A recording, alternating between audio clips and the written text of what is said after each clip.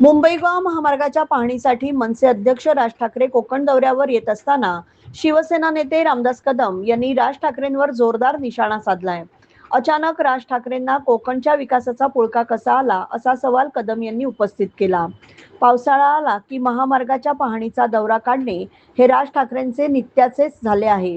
केवळ प्रसिद्धीसाठी दौरे न करता कोकणातील जनतेला न्याय मिळवून देण्यासाठी ठोस भूमिका घ्यावी असा टोला रामदास कदम यांनी लगावलाय.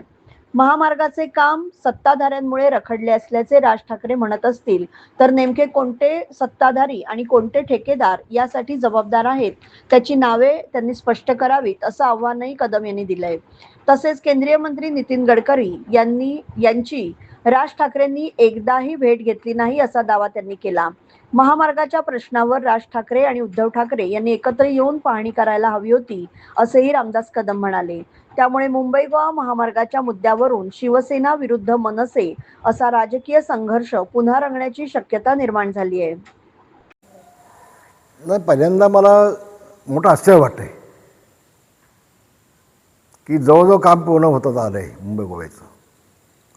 माणगावला फक्त जो बाजूने रस्ता काढतायत ते काम एक महिन्या दीड महिन्यामध्ये संपणार आहे. काम म्हणजे तो मोठा प्रश्न होता मुंबई गोव्याचा, तो संपणार आहे. आणि राज ठाकरे साहेबांना एकदम कोकणाचा पुळका आला. पुतना मावशी म्हणणार नाही मी त्यांना म्हणणार नाही. पण राजसाहेब एकटे आले, उद्धवजी का नाही सोबत आले? त्यांच्या दोघांनी मिळून खड्डा बघितले असते तर त्याला आणखी चांगला मेसेज गेला असता ना महाराष्ट्रामध्ये. किंवा दोघे भाऊ एकत्र येऊन मुंबई गोव्याची पाहणी करतात आणि खड्डे बघतायत,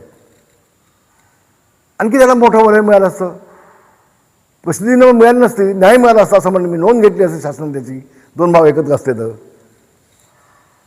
राजसाहेबांनी मी एवढं सांगेन, तुमच्यामध्ये आम्ही बाळासाहेबांना बघतो. याच्या आधी तुम्ही कधीच गडकरी साहेबांना भेटलात नाही, कधीच महाराष्ट्राच्या मुख्यमंत्र्यांना भेटलात नाही, सार्वजनिक बांधकाम मंत्र्यांना कधी जाऊन भेटलात नाही. आणि अचानक पावसामध्ये दौरा पिकनिकच्या माध्यमातून काढायचं हे तुम्हाला शोभादायक नाही असं मी म्हणेन. आम्ही अंगावर घेतले सगळ्यांना. मुंबई गोवासाठी मी मंत्रालयामध्ये बैठकीमध्ये देखील मी सगळ्यांना अंगावर घेतलं आहे. आमचे चव्हाण साहेब बांधकाम मंत्री होते, त्यांचं माझं भांडण झालं होतं मोठं. त्यांचं कानफाड द्यायची भाषा गेली होती, मी ते विसरलो नाही अजून. आम्ही अंगावर घेतलं सगळ्यांना. तुम्ही घ्या ना अंगावर, तुम्ही नावं सांगा ना. तुम्ही नावं गुलदस्त्यावर का ठेवताय? तुम्ही घाबरताय कोणाला? ज्या राजकारण्यांची ठेकेदारांचे काय संबंध असतील त्याची नावं सांगा तुम्ही. आणि यांच्यामुळे हे घडलं आहे म्हणून बाप दाखवणं तर साध्य करा, हे राजसाहेबांनी केलं पाहिजे असं माझं प्रामाणिक मत आहे. माझं स्पष्ट मत असं आहे की सन्मान्य राजसाहेब आता पण का झोपले होते का उचला शहाणपण आहे. मग कोण हे सत्ताधारी आहेत, कोण राजकारणी आहेत? बाप दाखवणं तर साध्य करा ना.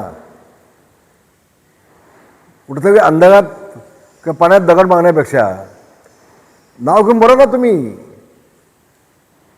तुमचं आडनाव ठाकरे आहे राजसाहेब, तुमच्यामध्ये आम्ही बाळासाहेबांना बघतो. बोला की स्पष्टपणे कोण आहेत ते, नावं घ्या ना त्यांची. का घेत नाही? अहो मी तर किती वर्ष बोलतोय, मी नाव घेऊन बोललो काय लोकांना, मी सगळ्यांना अंगावर घेतलं त्यासाठी. मग तुम्ही हातचं दाखवून काय बोलताय? एवढी तुम्हाला कोकणाबाबत आस्था आहे, आपुलकी आहे, जिव्हाळा आहे, प्रेम आहे, मग बोला की.